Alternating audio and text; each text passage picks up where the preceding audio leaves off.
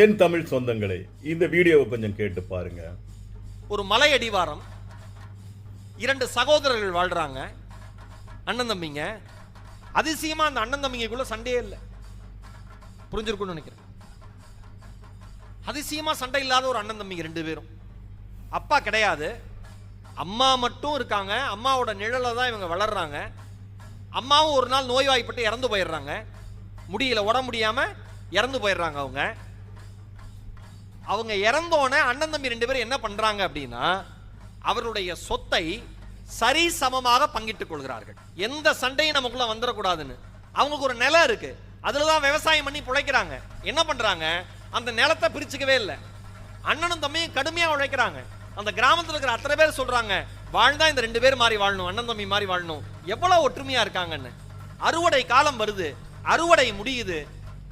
சரிசமமா தானிய மூட்டைகளை பகிர்ந்துக்கிறாங்க. சரிசமமா தானிய மூட்டைகளை பகிர்ந்து கொள்கிறார்கள். 2 பேரும் சரிசமமா பிரிச்சு அவங்க வீட்டுக்கு கொண்டு போயிடுறாங்க.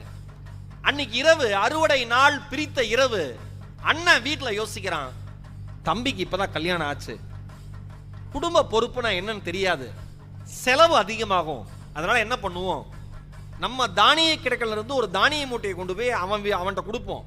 அவன்கிட்ட கொடுத்தா அவன் வாங்கிக்க மாட்டான். அவன்கிட்ட கொடுத்தா அவன் வாங்கிக்க மாட்டான். அண்ணன் எதுக்குண்ணே, சரிசமமா பிரிச்சது தான் அப்படின்னு வாங்கிக்க மாட்டான். அவனுக்கு தெரியாம கொண்டு போய் வச்சிருவோன்ட்டு ஒரு நள்ளிரவு நேரம் கிளம்பி வயல் வரப்பு வழியா நடந்து தம்பியோட தானிய கிடங்க அடைஞ்சு அந்த குடோன்ல போய் ஒரு மூட்டையை வச்சுட்டு வீட்டுக்கு வந்துடுறாரு. அடுத்த நாள் காலையில் எழுந்திரிச்சு வழக்கம் போல வேலையெல்லாம் செஞ்சுட்டு தன்னுடைய தானிய கிடங்குல தானிய மூட்டைகள்லாம் எண்ணி பார்க்கிறாரு. எண்ணி பார்த்தா அளவு சரியா இருக்கு. இவருக்கு ஒன்றும் புரியல, என்னடா அளவு சரியா இருக்க, ஒருவேளை நாம தப்பா எண்ணிட்டோம் போல இருக்கு அப்படின்ட்டு மறுநாள் என்ன பண்றாரு, அன்னிக்கிரமும் கிளம்பி தானிய மூட்டை எடுத்துட்டு போய் வைக்கிறார். அதற்கு அடுத்த நாள் எழுந்திரிச்சு மறுபடியும் கணக்கு பார்க்கிறாரு. மறுபடியும் தானிய மூட்டை சரியா இருக்கு. ஒன்னு குறையணும்ல கணக்குல, ஒன்னு எடுத்துட்டு போனா 50ல ஒண்ணு போச்சுன்னா 49 தானே, ஆனா 50ஆவே இருக்கு. இவருக்கு ஒண்ணுமே புரியல. எந்த இடத்துல ஏதோ மேஜிக் நடக்குது, ஏதோ ஒரு விஷயம் நடக்குது, இன்னைக்கு அதை பார்ப்போம் அப்படின்ட்டு என்ன பண்றாரு, 3வது நாளும் அந்த தானிய மூட்டை எடுத்துட்டு போய் வைக்கிறாரு. 3வது நாள் கழிச்சு 4வது நாள் கணக்கு பண்ணி பார்க்கறப்ப மறுபடியும் அதே மூட்டை இருக்கு.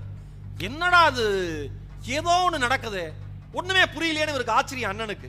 அன்னைக்கு பௌர்ணமி நாள், முழு நிலவு, நிலவினுடைய ஒளி தாய்ப்பாலினுடைய வெளிச்சம் போல் வயல்வெளி வீதி எங்கும் பரவி சிதறி கிடக்கிறது. அண்ணன் தானிய மூட்டை எடுத்துட்டு தம்பியினுடைய தானிய கிடங்கு நோக்கி நடந்து போயிட்டு இருக்காரு. தூரத்தில் ஒரு உருவம் வர மாதிரி தெரியுது. யாருக்குமே தெரியாம நம்ம போகணும்னு நினைச்சோமே, யாரோ வராங்களே, யாருன்னு தெரியலையே அப்படின்னு யோசனையோடய போறாரு. நில ஒளி முகத்தில் பட்டு மெல்ல மெல்ல அடையாளம் வெளிச்சத்திற்கு வருகிறது. நெருங்க நெருங்க நெருங்க நெருங்க எதிரில் வருவனும் ஒரு மூட்டையோட வர மாதிரி தோணுது. 2 பேரும் கிட்டக்க வந்து அவங்க முகம் அடையாளம் கண்டு கொண்டவுடன் அண்ணேன்னு இவர் சொல்றாரு, தம்பின்னு அவர் சொல்றாரு. அண்ணன் தம்பி 2 பேருமே எதிர் மாதிரி சந்திச்சுக்கிறாங்க வயல் வரப்புல. தம்பியினுடைய தலையில் ஒரு தானிய மூட்டை இருக்கிறது, அண்ணனுடைய தலையில் ஒரு தானிய மூட்டை இருக்கிறது. தம்பி, அண்ணனுக்கு குடும்பம் பெரியது, நமக்கு இப்பதான் கல்யாணம் ஆச்சு, நமக்கு பெருசா செலவு கிடையாது, அண்ணன் சமாளிக்கிறது சிரமம்னு ஒவ்வொரு நாள் இரவும் தன்னுடைய தானிய கிடங்கிலிருந்து ஒரு மூட்டையை கொண்டு போய் அங்க வச்சிருக்கான். அண்ணன் தம்பிக்கு இப்பதான் கல்யாணம் ஆச்சு, செலவு அதிகம் தெரிஞ்சுக்கிட்டு ஒவ்வொரு நாளும் தானிய மூட்டை கொண்டு போய் இங்க வச்சிருக்கான். ஒன்னே ஒன்னு சொல்லவா, வாழ்க்கையில் உங்களுடன் இருப்பவர்களுக்கு, உள்ளம் நிறைய எடுத்து கொடுப்பவர்களுக்கு ஒருபோதும் தானிய கிடங்கும் சரி, செல்வமும் சரி குறைந்ததாய் வரலாறே இல்லை என்று சொல்லுகிறது அந்த கொரிய நாட்டுப்புற கதை.